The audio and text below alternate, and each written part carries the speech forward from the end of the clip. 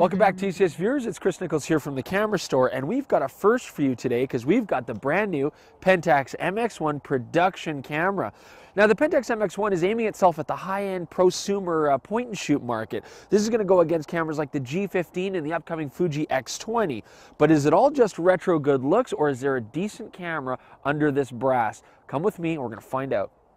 Now, when it comes to the look, feel, and handling of this camera, you got to recognize at the start that MX1 text. I mean, that's like the classic Pentax MX camera. In fact, it really looks like that SLR from the front too, of course, sans prism. But all in all, as a point and shoot, it's a fairly chunky brick. I will say this too, it's got a lot of weight to it. Now, some people are going to love that, some people aren't. I mean, it is definitely heavier than something like a G15, and that's in part because of the brass top and bottom. This is a novel feature. I mean, I don't think it's going to make the camera any more rugged or anything, but Pentax is all over the fact that as you use this camera and scratch it, you're going to get beautiful brass showing, just like those classic cameras. We've got really cute features here, like a little pop-up flash, nice and protected, although I do wish it would bounce. I wish I could point it up in the air. That's too bad. The screen, though, look at that. Rotating, articulating screen, and that's not something that Pentax does very often, so that's a nice cool feature that they've added. We're going to talk a bit more about the screen later. Now, as far as controls go, folks, it's a very simple, very logical layout, but for a high-end camera like this, I would have liked to have seen more button controls. I know it keeps it streamlined, but some of these buttons could have been bigger. I would like to see more dials. 2 would have been nice, one in the front or an alternate dial. Now, if you look at it compared to a G15, we're definitely shorter, but overall, this is a big camera. It's going to take up a lot more space in your pocket. You got to love the look, or else it's just going to be a bulky brick for you to carry around. Now, first off, you folks at home can see on the video just how rough the contrast is here. Bright snow, bright sunlight, terrible lighting to do a video shoot today. But it's also tough for little cameras like this. These 12 megapixel 1/1.7 sensors don't get naturally a ton of dynamic range. However, the MX1 does have a cool HDR mode, and I'm going to turn it on right now. Just a flick of the dial. And what's cool about this is we actually have 3 strength settings. Now, you take a photo, it does it very quickly. It's going to process. It's pretty quick. And we get our HDR shot, and it does look like it's compiling multiple photographs together. You've got standard, strong 1, and then strong 2. Not a lot of difference between the first 2 settings, but the third setting looks like Photomatix to the nth degree, and a lot of people are going to dig that. Myself, not so much, but certainly it is working. It is a great way to get shadow detail in the trees and still not blow out that snow in the background, so better than nothing. I'm going to take a movie here because we've got little midges hatching all around the ice here and flying around. Now, as far as video goes on the MX1, it's actually pretty impressive. We're getting 720 at 60 frames per second. We're getting 30 frames per second at 1080. Stereo sound, of course. And it's nice to have, but if you're looking for manual exposure, don't look here. Still, quality's nice, and we can get some nice little videos here. Here's something very cool about the camera, something I actually really like. Doing macro shots here on these cameras is great because, of course, we've got fairly small sensors. But this camera, you don't have to focus and go into a macro mode when you want to get close up. It just goes right into it. And for the ultimate macro, I can go to 1 centimeter macro, literally get right in here, just like that. And I'm getting full res. No sort of digital cropping. It's beautiful. This camera does beautiful macros. Focuses really quick when you're doing the macro too.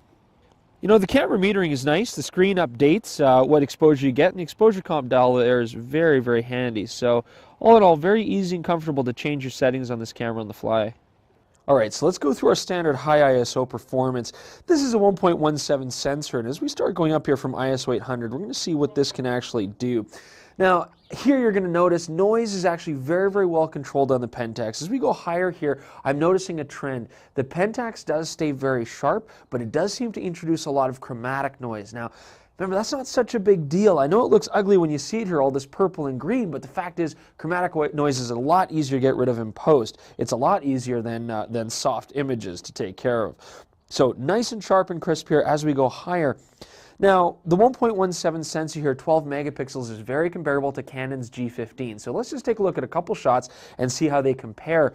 And as I've noticed here, the Canon does look softer. The Pentax has a better crispness. Certainly the Canon doesn't have the chromatic noise, but again, that's easy to get rid of. I'd also say this too, without any sort of highlight correction or dynamic range improvement set on, I do find that Pentax still has better shadow detail than its competitor as well. It's really, really very impressive out of this small chip. Well, I mean, instead of looking for fish that I should be casting to here, why don't we take this opportunity to talk about the lens on the MX1? You know, it's really nice actually. Pentax have done a great job. We're getting a 28 to 112 kind of range, 4x zoom, not as long as its competitors, but we are getting a beautiful aperture, 1.8 to 2.5, nice and quick, whether you're wide or telephoto.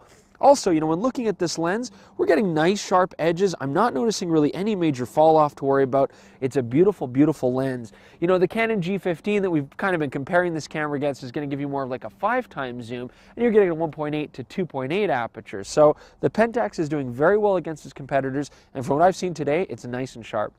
For this part here, you know, we've got brutal light today, and I want to use it to talk about good and bad things about the MX1 here.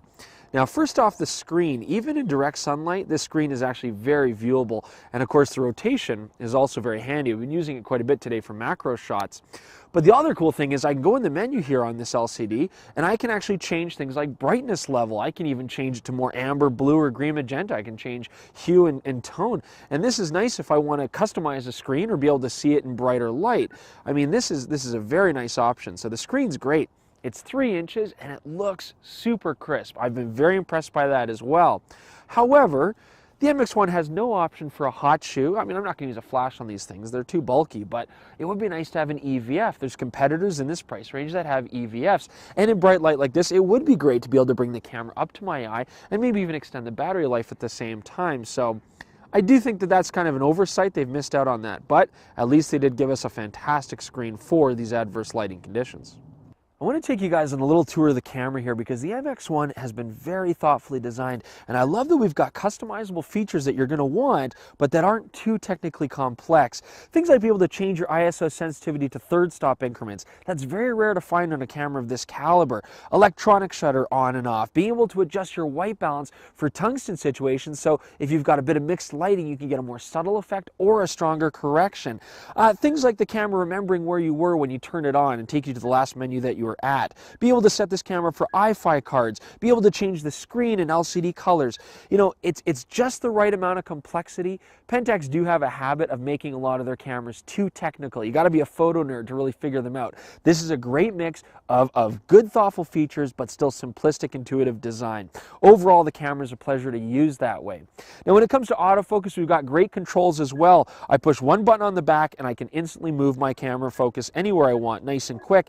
And I will say this, folks, Pentax got the focus speed right. This camera is very responsive, it's quick to the target, it's accurate, you're not sitting there waiting, but you get great quick autofocusing when you do need it.